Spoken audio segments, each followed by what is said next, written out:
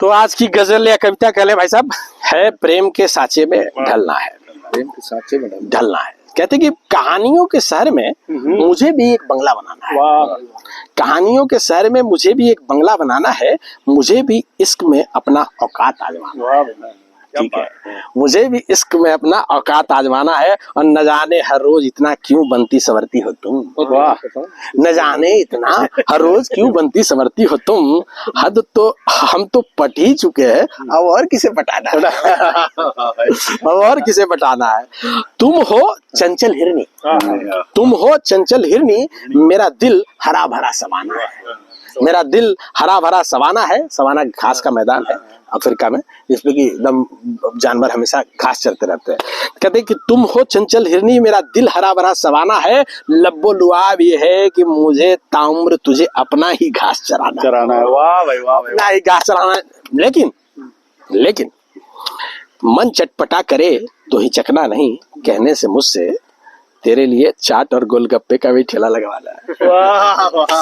अभी किसी ने पूछा कि भाई इसका मतलब क्या है, तो इसका मतलब ये है कि तुम मुझसे बोर होके किसी और की तरफ मत जाना। अगर किसी और की तरफ किसी क्वालिटी के लिए जाते हो तो वो क्वालिटी मैं खुद अंदर अपने अंदर डेवलप करूंगा, मुझे बता देना, यानी मैं तुम्हारे लिए इतना सब कुछ करने के लिए तैयार हूँ। तो कहते कि तड़पाने वाले बेरहम अदाओं से मुझे और कितना सुखाना है। अब ये थोड़ी सी बात हो गई, अब लड़की डिस्टिंक्ट हो गई है, अब जो है लड़का तड़प रहा है।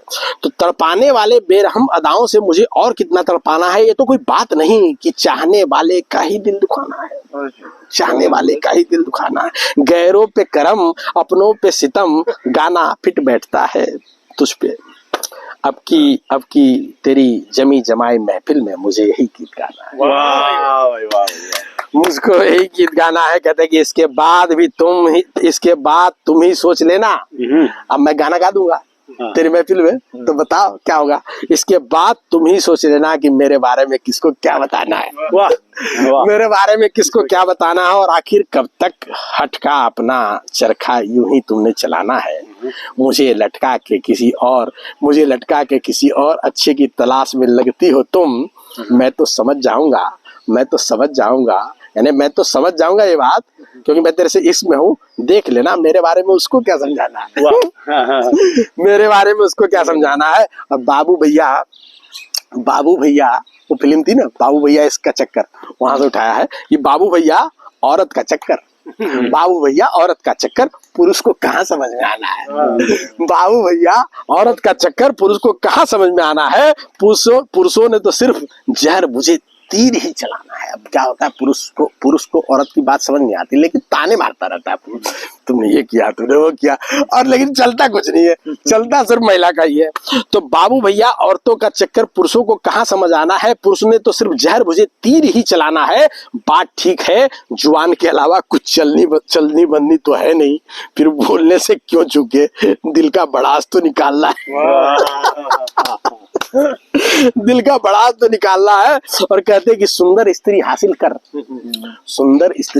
कर पुरुषों ने बस से ही भगाना है। बढ़िया लड़की, बढ़िया सादे ऐसे चले चौड़े के, ठीक है। तो सुंदर स्त्री हासिल कर पुरुषों ने बस से ही भगाना है, जबकि पुरुष का असल काम स्त्री के राहों से काटे बुहारना। जबकि पुरुष का असल काम स्त्री के राहों से काटे बुहारना है। जैसे सुंदर और सुशील औरत के आने से पुरुष का मान बढ़ता है, वैसे ही उसका कद्र करके पुरुष ने स्त्री को समुचित समाज में स्थान दिलाना है। और आखिरी 4 लाइन है कि हम अच्छे से जानते हैं कि तुम्हें कैसे संभालना है। हम अच्छे से जानते हैं, सब पार्टिकुलर हो गया है कभी। हम अच्छे से जानते हैं कि तुम्हें कैसे संभालना है। थोड़ा मैं अक्खड़ हूँ, तुमने मुझे अपने प्रेम के साँचे में ढालना है, और मुझसे ज्यादा कोई भी नहीं सोच सकता है तेरे बारे में। ले लो अपनी पहलू में मुझे बस तेरा ही पैर पखारना है। वाह, थैंक यू। कहानी बनाकर रखो तो राजा कहलाओगे।